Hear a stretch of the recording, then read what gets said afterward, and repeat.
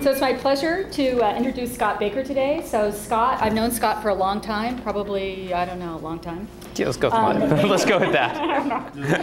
And Scott did his PhD at Northwestern in Chicago on tumor cell biology, and then a brief postdoc at the University of Arizona where he worked on Drosophila.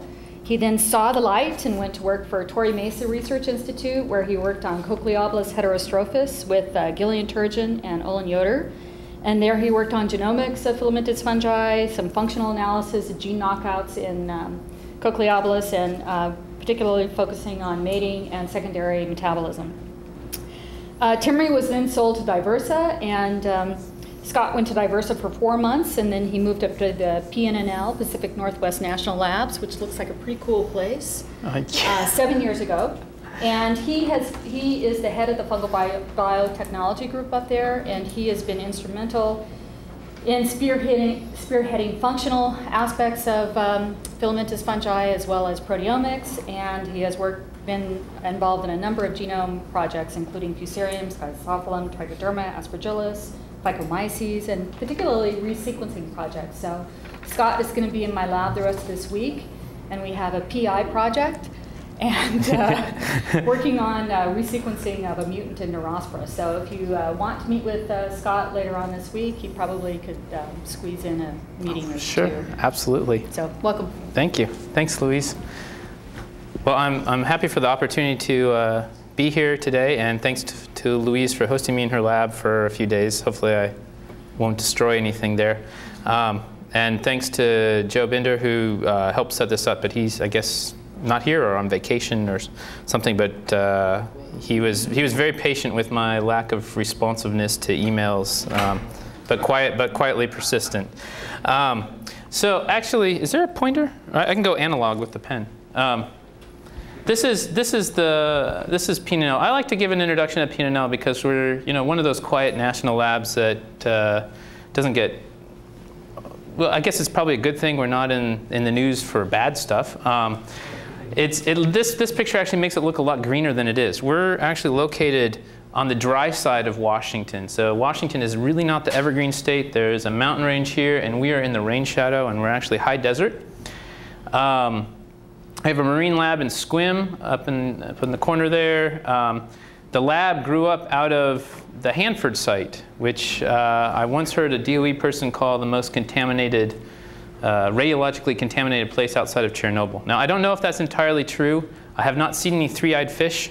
Then again, I probably haven't done much fishing except for in the stocked ponds. So maybe they're out there. So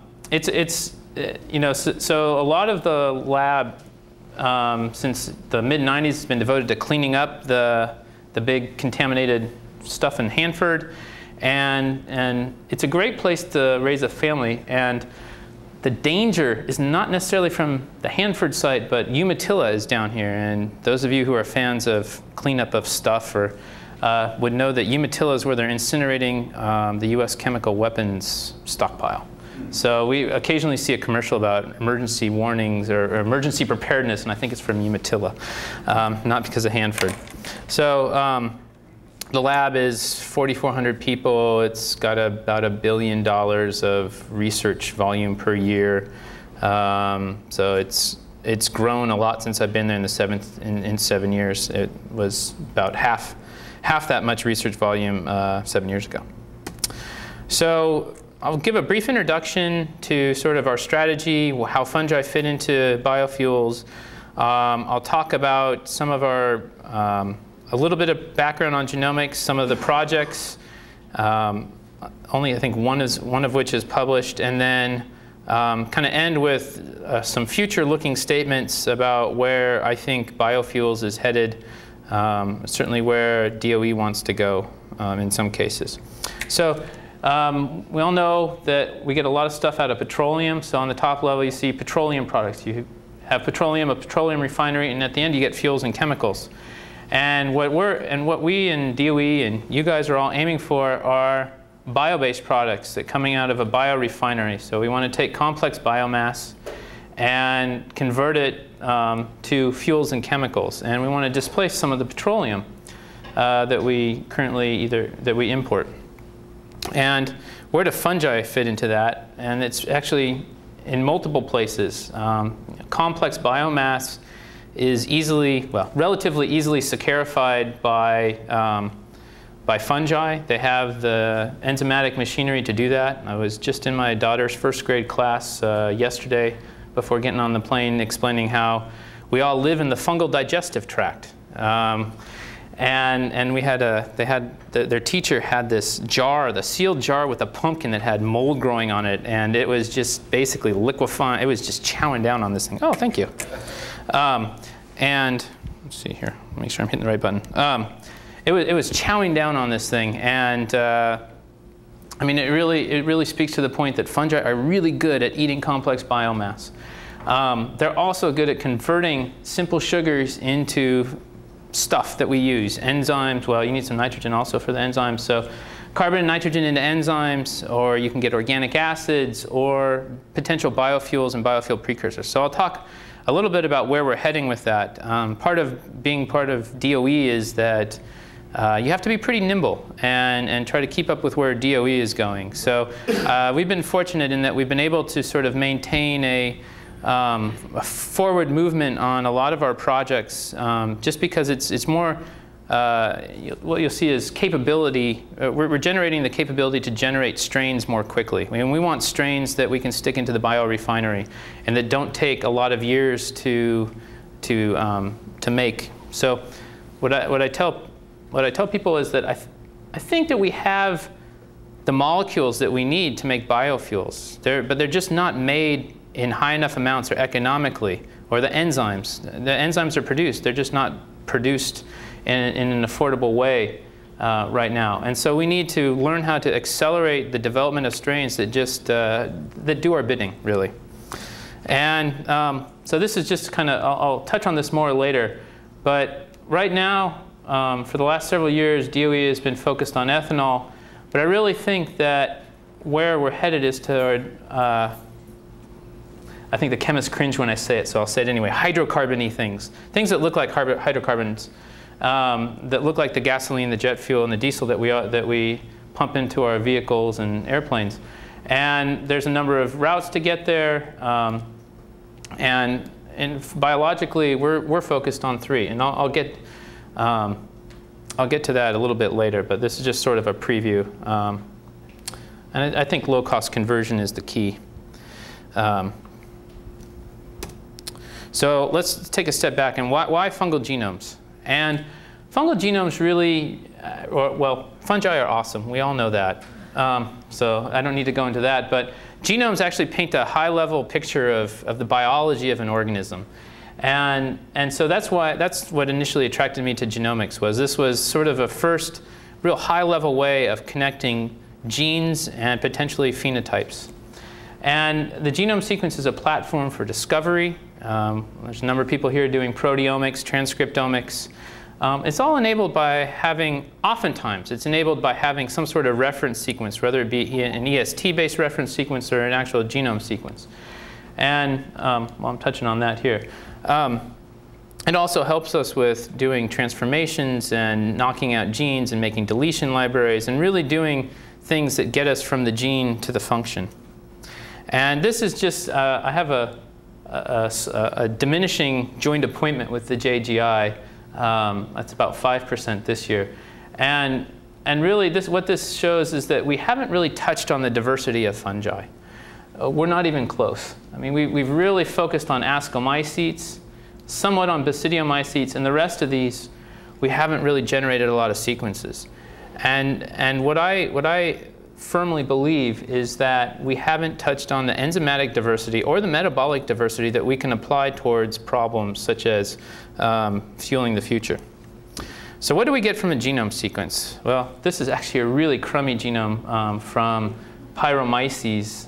It's actually 85% A's and T's. So it's been really hard to deal with. And I just put that up there because it was kind of pretty. What do we really want? We want to connect phenotypes to genes and genes to phenotypes. And this is really what I wanted to do when I was back in college. I wanted to be able to connect genes and their function directly to phenotypes. So really what what classical genetics is getting at a phenotype. You have a gene, but you don't have necessarily the sequence. And so I'm talking about that when I talk about genes here, it's kind of shorthand for a sequence gene. And what reverse genetics gives us is the ability to, in many systems, somehow knock out or knock down a gene and hope to get a phenotype.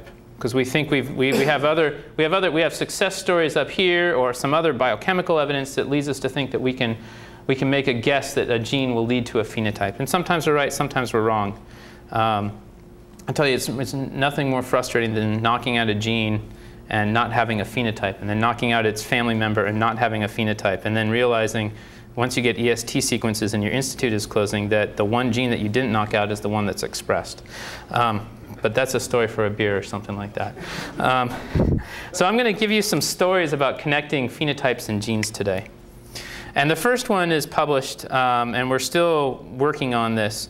And what I just want to go through this briefly just to show the power of where the sequencing, the deep sequencing that we have has gotten us today. And in the 80s, late 70s and 80s, a number of mutants in Trichoderma reesei were made that were able to secrete large amounts of cellulase. Or let's just call it large amounts of protein. Much of that was cellulase. And you can't get a figure from the enzyme companies, but the range is somewhere, let's call it in the 50 to 150 grams per liter range. That's a lot of enzyme. In one of the companies, well, Diversa, when I worked at Diversa, they were just starting out in fungi. And they said, well, here's your reference strain. And they gave me the wild type of Trichoderma reesei, and it was horrible. It really, it's amazing that that thing degraded tent canvas. But you look at RUTC30 and you try to grow that in a shake flask and you compare it to QM6A. RUTC30 does not grow nearly as well. And the RUTC30 is sort of the endpoint of a lineage. This is the best publicly available strain, or arguably, we'll call it arguably the best publicly available strain. It's a product of 3 mutageneses, and it secretes a lot of cellulase. It doesn't grow nearly as well. But if you grow it with just purified cellulose, you can actually see that cellulose will pass through mirror cloth after a little bit of growth with RUTC30. I'm sure you guys, a number of you have probably played around with this strain. So before we took on this project, the 3 major mutations had been found in this RUTC30 strain. And this is after 3 mutageneses in, let's call it 25 years. Or actually 30 years. I think it's about 1980 when this thing was made. And one was in carbon catabolite repression. Another was a saccharide a glycosylation gene, I think it is, an ER, a glycosylation gene in the ER. And then another was a big deletion that knocked out a lot of some of the what would be called central metabolism. And so over this lineage, what you have is increased cellulose production and decreased catabolite repression. And so we wanted to see, we had these 2 strains are available. This one is not. We had deep Illumina sequencing for those 2, and we looked to see what mutants we could find. And we also looked at the types of mutations. And I want to get through this fast, so I'm just going to say that what we found was the mutations that we found in the genome correlated relatively well with the kind of mutagen used and what's known about that kind of mutation strategy. Basically, we found that there were a fairly narrow set of genes that were affected by the mutagenic events. Transcription, and all of these you could make kind of a hand-waving case why they might increase cellulase secretion. Transcription factors, obviously, if you have a more stable RNA for your cellulase, you might be able to produce more. Obviously, the secretion system, vacuoles, all of this really taught me the lesson. And the take-home from this is that classical mutagenesis, which I always thought was kind of a sledgehammer, is actually more like a scalpel. There were only about 400 point mutations after 4 mutageneses and no outcrossing, which I found quite impressive.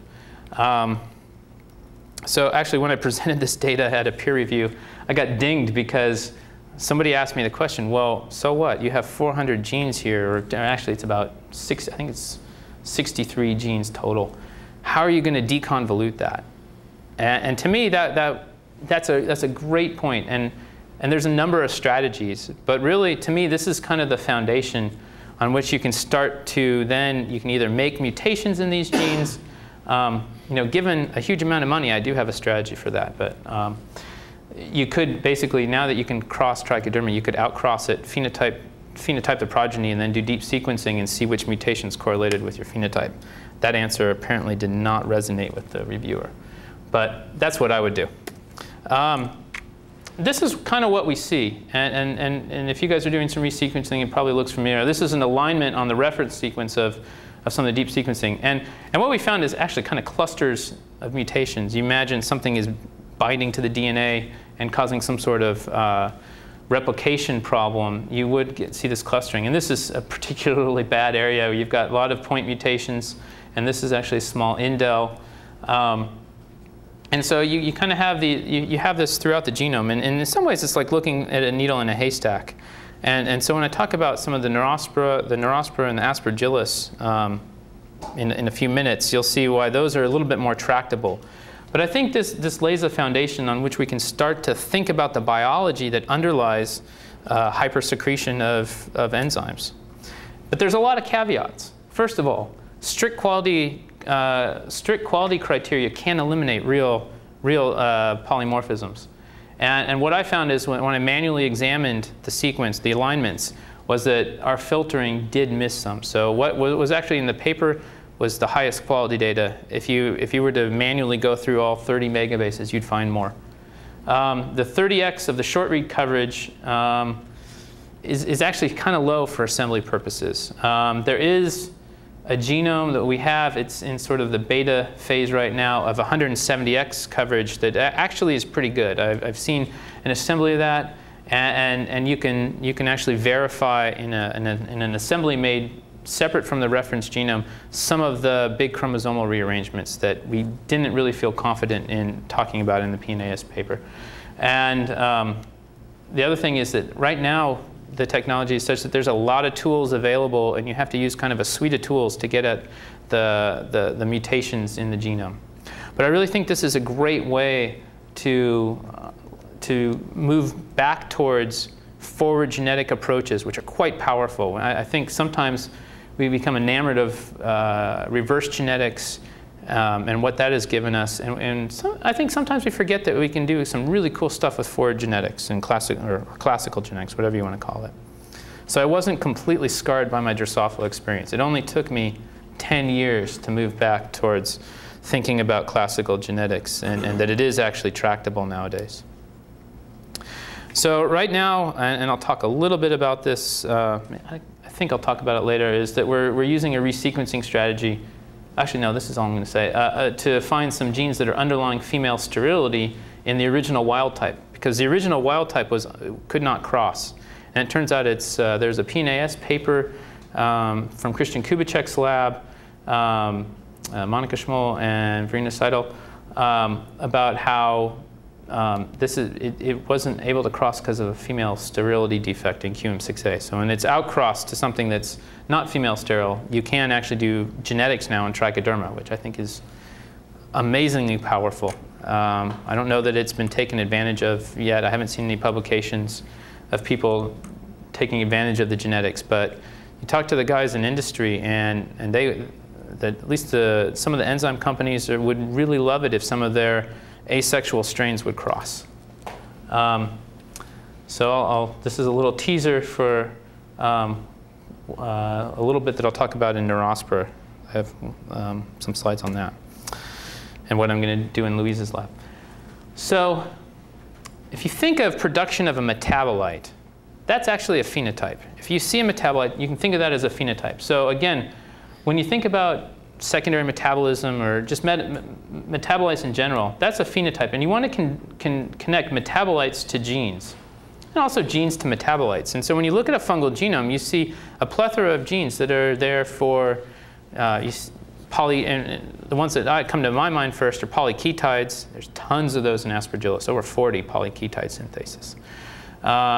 You see all those modifying enzymes that can modify the polyketide backbone. You see fatty acid synthases that are not necessarily associated with central metabolism, that may be secondary metabolites themselves. And so I'll talk a little bit about organic acids as commodity chemicals. So there was a report that came out of NREL and PNNL a few years back that's still fairly widely cited. And this is, in fact, one of the authors, John Holliday, was here probably 9 months ago or a year ago. He's one of the authors of this. And what this said is that there are a number of building block chemicals that can be biologically produced that then could go on to commodity chemicals. And so today I'll talk about a couple of examples of that and where we're headed in some research. And so when I give presentations, I think I generally give an unsatisfying story because I don't, the trichoderma part, that's an exception. I generally talk about the unpublished stuff from the lab that's kind of halfway done because the other stuff is already out there and a little bit boring. So I'm happy to answer any questions you have along the way on the new stuff. And so today I'll first talk about itaconic acid. And so this is the model that we have here is we have carbon going into an organism and we have a product out. And that's kind of the simplest way of thinking about a bioconversion. And in this case, hexoses and pentoses can go into Aspergillus terreus, and itaconic acid can be produced under specific conditions at a rate of actually, with the best publicly available strain, 40 to 50 grams per liter. That's pretty good. It's not the theoretical maximum, but it's a great starting point. And itaconic acid is actually one of these organic acids that is produced commercially. It is used in industrial processes. And the thought is that if you could make more itaconic and make it cheaper, there would be a market for it. And it could displace petroleum building block chemicals. So a little bit about itaconic acid. It's used in industrial synthesis of resins, polyester plastics, artificial glass. You can read that. Itaconic acid was originally discovered in 1929 by a Japanese researcher.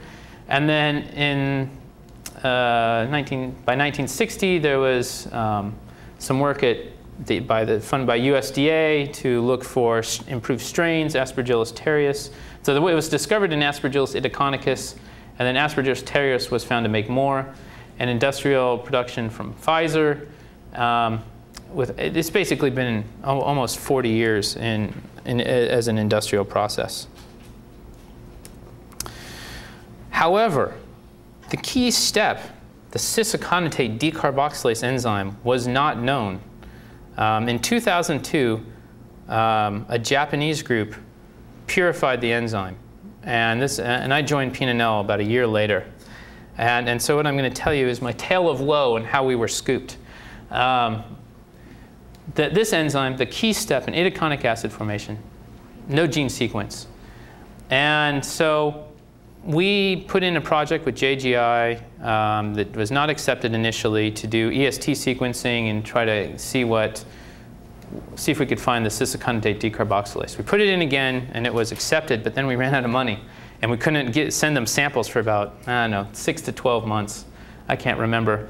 And then finally we did, and we got some sequence back. And as we were pouring through the sequence, I had my top candidate, and I started looking around in GenBank and PubMed, and I found Kanamasa, 2008.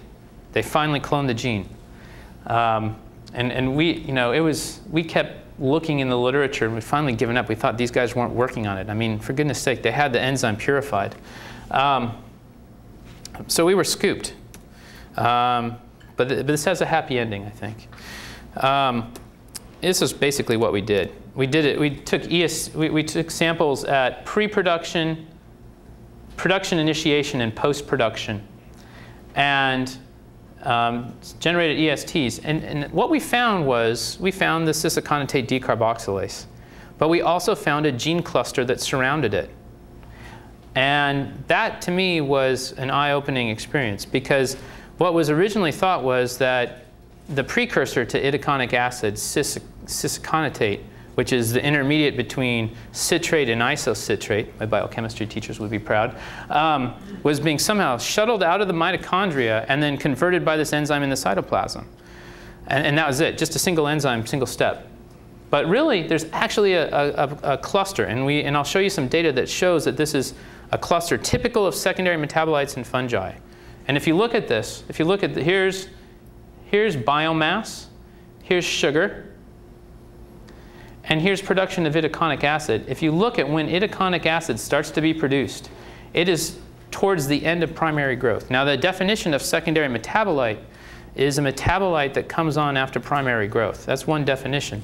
And so I think that we need to change our thinking about chemicals that are made by filamentous fungi, organic acid, so citric acid and others, and think of them as secondary metabolites and stop thinking about them as some sort of metabolic overflow of something going on in the mitochondria, because I really don't think that's happening. I don't have evidence yet that I'm at least willing to present, but I think that's what we're going to find. And how does that relate to biofuels? Well, as you will hear me say, a lot of these secondary metabolites have hydrocarbon backbones. And so if we want to think about making longer chain hydrocarbons, we need to understand secondary metabolism. So here's the gene cluster. There's a transcription factor, a mitochondrial transporter, so something is shooting out of the mitochondria, likely. Here's the CAD and the P450. And we've knocked out all of these genes in Aspergillus terreus. And we've defined basically the boundaries. We've knocked out the transcription factor. And we find that when we knock out the transcription factor, here's wild type production. Here's the transcription factor. And I don't have error bars because this is, I think, a single experiment. I think we've done others that have shown roughly the same result. But I don't have those incorporated into this graph. Basically, the transcription factor doesn't completely shut off, if you knock it out, shut off the production, which is interesting. So it's a complex regulation of this cluster. And what we've done is we've done real-time PCR to show that in the absence of the transcription factor, the message of all these genes is decreased. This P450 is highly controlled by this transcription factor. But we don't have a function for it. We're trying to figure out the mechanism of this enzyme. I think that's going to be important. Actually, I don't think I have the results in here. But I can tell you that when we knock out the mitochondrial transporter, it pretty much eliminates the production of itaconic acid. So there is some sort of intermediate that's coming from the mitochondria, whether it's aconic acid or not, I don't know. Obviously, when we knock out the synthesis gene, which was not done in that original paper, we completely eliminate itaconic acid production. And when we knock out the transporter here, it decreases it, I don't know, probably by half. So there's probably some sort of transporter that can compensate. P450, we don't know what it's doing yet. And there's a P450 adjacent on the chromosome that looks pretty similar. So we may need to knock out both. Basically, we're trying to do the enzymology to figure out the full mechanism of this pathway. And I think also we'll probably end up maybe doing some cell biology to see where in the cell this is produced. I'm really starting to think that this is probably compartmentalized into some sort of organelle, but I don't have any evidence for that. So I'll talk really briefly now about Aspergillus niger citric acid production. And this is, I think, a really important story that we haven't thought about. So we haven't thought about it in the context of having a commodity chemical that we were relying on from another country. So Italy controlled 90% of the citric acid market because it had made all the citrus fruit. And in 1917, so World War I disrupted that supply of citrus fruit to the US. And at the same time, 1917, Curie at USDA patented the citric production from Aspergillus niger. And then he went to Pfizer and developed the Pfizer process. And by 1929, Pfizer had displaced, basically killed the Italian citric acid market because it could produce it all by using Aspergillus niger. And if we think about, we're importing a lot of petroleum, perhaps we can make a big dent with some really good bioprocesses and thermochemical processes. So by 1940s, it was 20 cents a pound for citric versus $1.25 in 1920. And then in 1947, so at this point, this is all happening in industry. And there's some parallel studies going on in academia. And there's an interesting paper that states that, well, this original strain lost its productivity for citric acid somehow. And that there's multiple stories of that happening. Aspergillus fumaricus does not make fumaric acid anymore, supposedly. So this group, the the US-based group, isolated a spontaneous mutant of ATCC 1015, which did make more citric acid. So you can maybe see where I'm going with this. A reference sequence was done by JGI of the original strain. And then this year, we just, only a few weeks ago, I got resequencing data back from JGI for the highly productive strain. In fact, this strain, ATCC 1015, will not germinate in citric acid production media. Well, okay, it germinates about 5% of the spores versus 95% in this guy. And we found only, because it's a spontaneous mutant, there were really only about 40 changes that were not artifacts of the resequencing, that were not something due to low depth of coverage or something like that. And so there's some of those may be errors in the original reference sequence. Some of those may not be in, and only 18 of them are in genes. Of those 18, some, when I was looking at it recently, it looks like some might be in uncalled introns, and so there is one mutant though that is a 10 kb deletion that hits 2 genes, and actually maybe 3, 4, depending on if you believe the EST data. And this gene is a transcription factor, and I'm quite excited about that. That a 10 kb deletion in the production strain, or probably a precursor to industrial production strains, hits a transcription factor. And it's an easy thing for us now to go and knock this gene out and see if we can actually increase production in the wild type strain that sort of lost that ability. Probably for another reason. I doubt it lost the ability by gaining this 10 kV. But we now have some claws into another industrial lineage here, and this is going to be a lot more tractable than the previous one. And so again, we're getting to this idea of getting to the underlying roots of what makes a strain very productive. So I'm going to end pretty soon talking about Trichoderma reesei a little bit, and we're again trying to, in collaboration with Monika Schmoll from TU Wien in Vienna, and Michael Freitag at OSU and our group, we're doing some more resequencing of Trichoderma reesei in order to, and basically a classical genetic approach was taken to try to isolate a region that was causing the female sterility. And the question is, are there parallel studies in Neurospora? And the answer is that yeah, you can look for that needle in the haystack of resequencing data, and this is actually from different strains of Neurospora, all the different SNPs that we see. And with a great model organism like Neurospora, where there's genetic resources, mapping, and so forth, you can really quickly narrow in on important mutants. And so this is, I mean, there are high SNPs. These are, each one of these, this is I think this is scaffold, or this is chromosome 3, and each brown line indicates a SNP compared to the reference for each of these strains. So like I said, we're swimming in a sea of change. Even in a lot of this is probably just natural variants, or I'm certain of that. It's not due to mutagenesis, or because a lot of these are also spontaneous mutants. This is just different genetic background. But when you have mapped a gene to a region, you can narrow down and quickly winnow down candidates for what might be the gene that you've hit. And so we'll take a look quickly at the Neurospora sexual cycle. And the first gene that we found actually was tanspore. And in tanspore, this was found, this is a spontaneous mutant that a Japanese researcher detailed in 1961, I think. And went on to show in a Nature paper that it used this as a tool to look at female or fertilization of the trichogyne here by a conidium.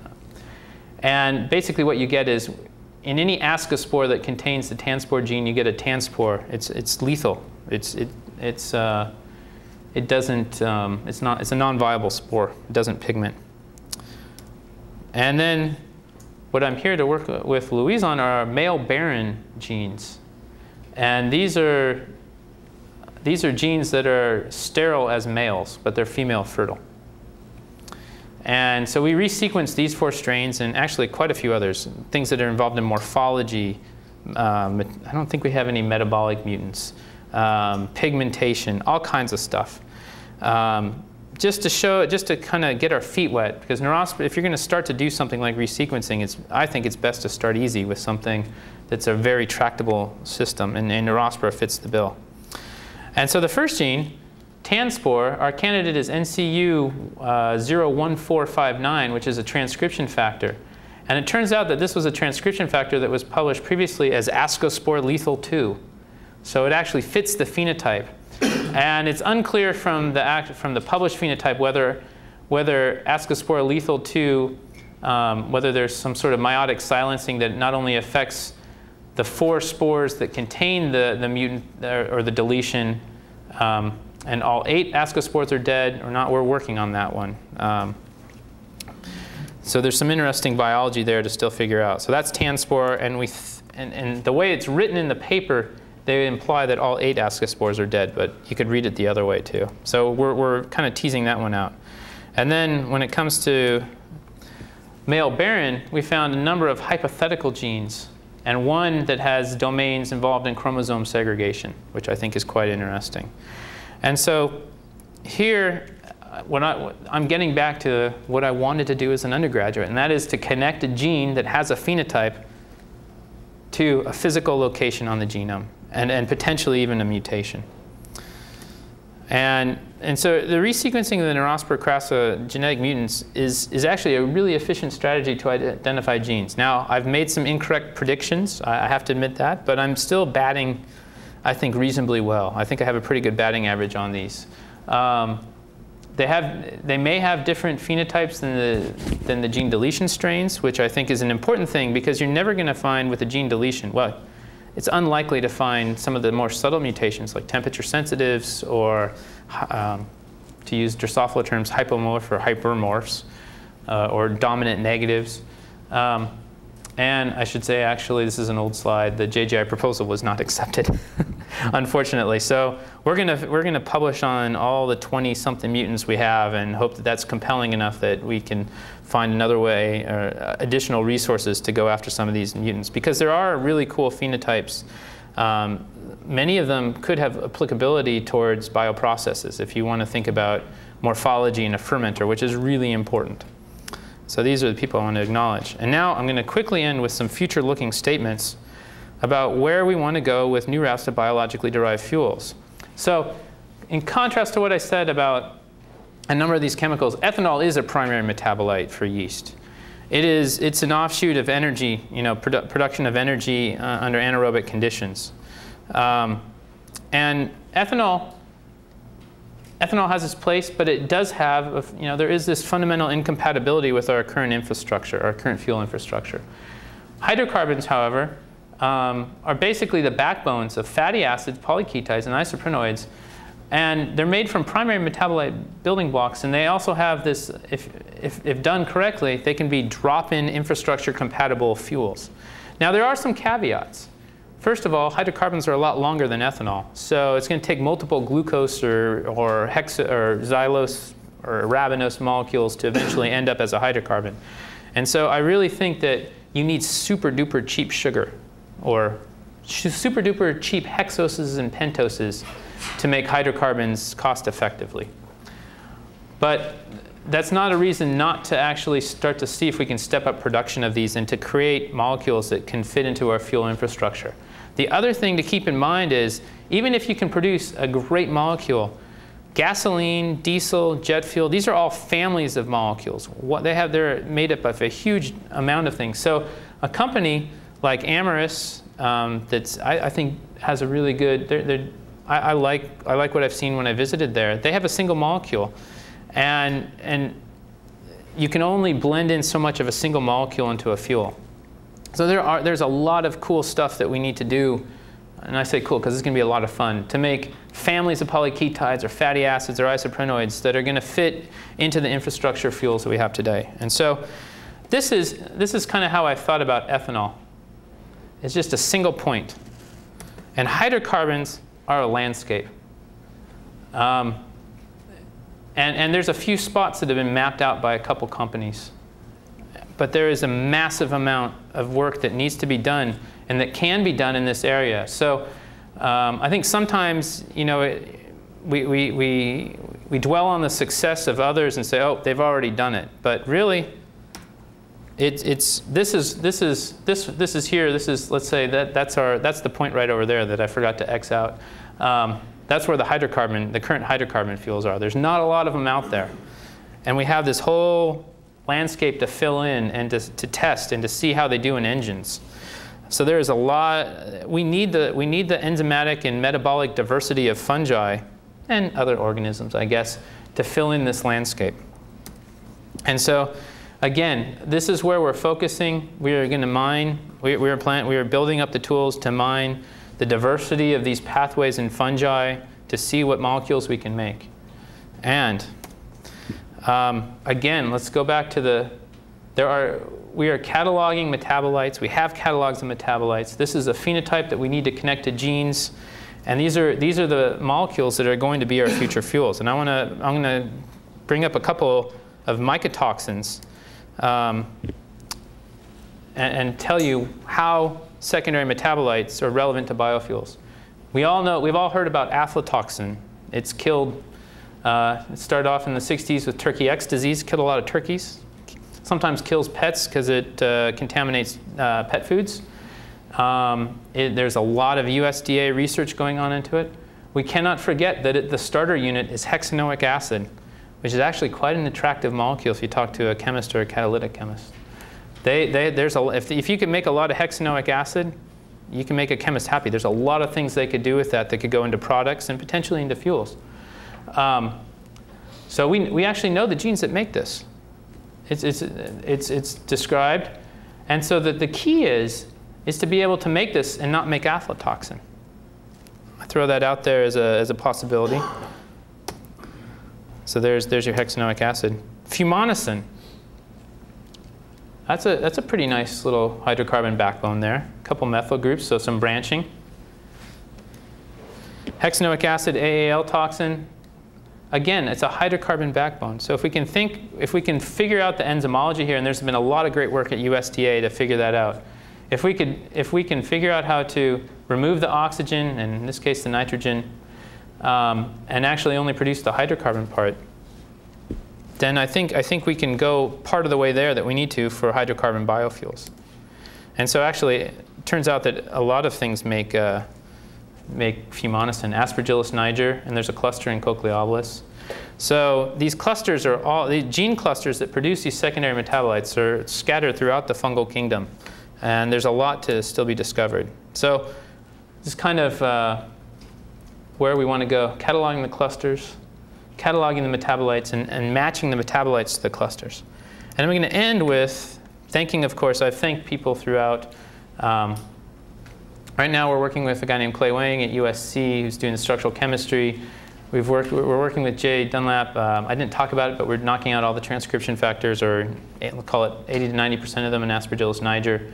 I want to thank DOE Office of Biomass for funding and some internal funding, and also Office of Science who funds JGI, and the folks at JGI who've helped with all those other projects. Louise for having me here, and Kevin McCluskey, who's on another slide, who's been my partner in the Neurospora. And I want to end with one last thought. And this is where I spent some of the formative years of my childhood. And I was thinking about this on the plane. And there's one of the buzzwords now is synthetic biology. And so someone that's gotten a lot of attention has been Craig Venter. And he is de novo, he's creating organisms. Let's go with the de novo approach. That is just one approach to synthetic biology. It turns out that this is not really the house I grew up in. I went off to grad school, and I drove past this. I said, Mom, Dad, what are they doing? Because I grew up in a one-story house. So it turns out that you can buy a plot of land, and if there's a house on it, you can either destroy that house entirely and build one from scratch, or you can destroy 75% of it and do it a lot cheaper and a lot more efficiently. So my wife oftentimes calls me the golden boy for a number of reasons. My room and the bathroom next to it survived. This entryway is where my sister's room was. And the garage, we never had a garage before, it was where my parents' room is. And we didn't have this floor. So what they did is they kept my old room and my bathroom and built up a new house around it. And so the approach that we're taking to synthetic biology is to go with an organism that can already make a lot of the building blocks and a lot of the stuff that we want it to, and engineering it to do it more efficiently and more economically rather than starting from scratch. That's not to say that a house built from scratch is a bad thing. And I'm not going to say that the other approach, we're just not taking that approach. That's a little bit more expensive than what I can do, and I'm not. I do not possess the confidence that I can build something from scratch that is so, that nature has spent billions of years selecting on. I can perform some selection though and build something from what's already there, or our team can. So with that, I'll end and take any questions.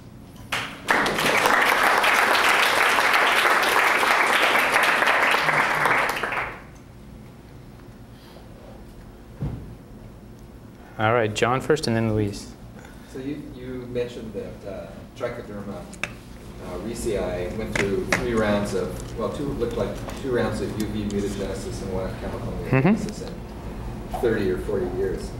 So if you've got a new fungus, how long would it take you, and how would you? Because you mentioned that the. So a new fungus, first you have to be able to transform it. So if we want to assume, let's call it a year to 2 years to make some of the tools. And we've been doing that. We've taken Aspergillus carbonarius.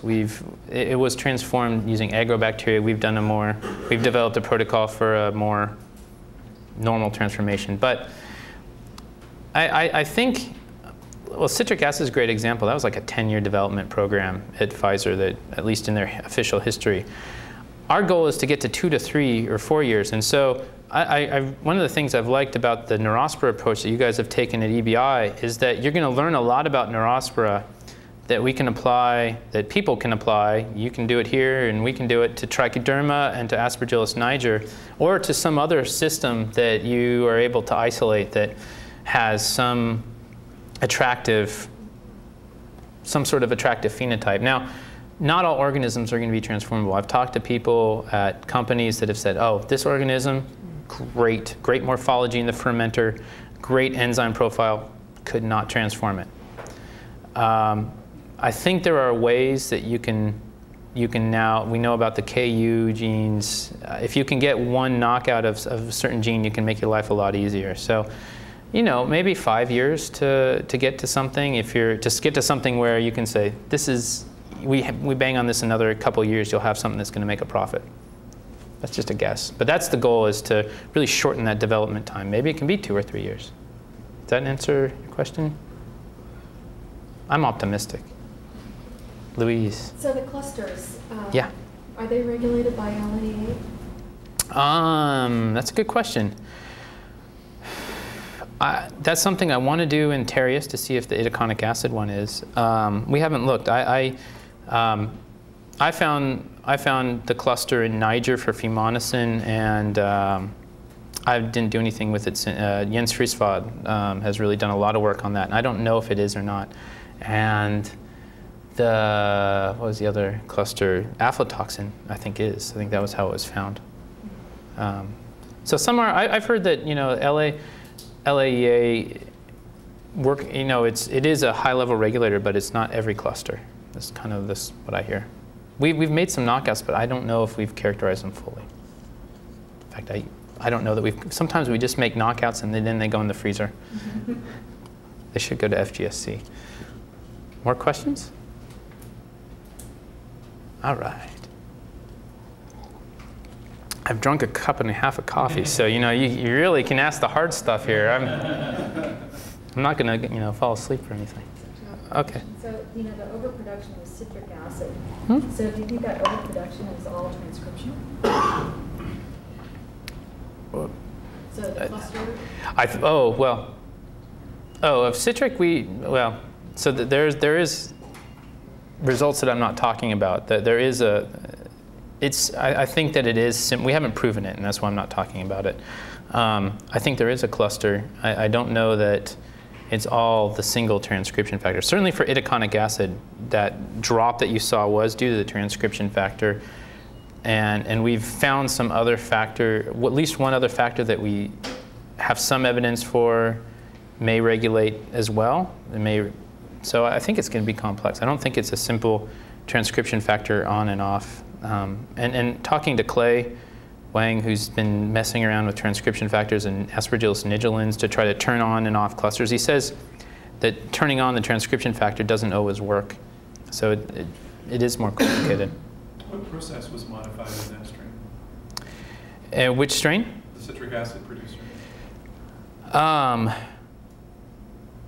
In the one that we resequenced, or? Yeah, the Pfizer strain. Oh, well, you know, I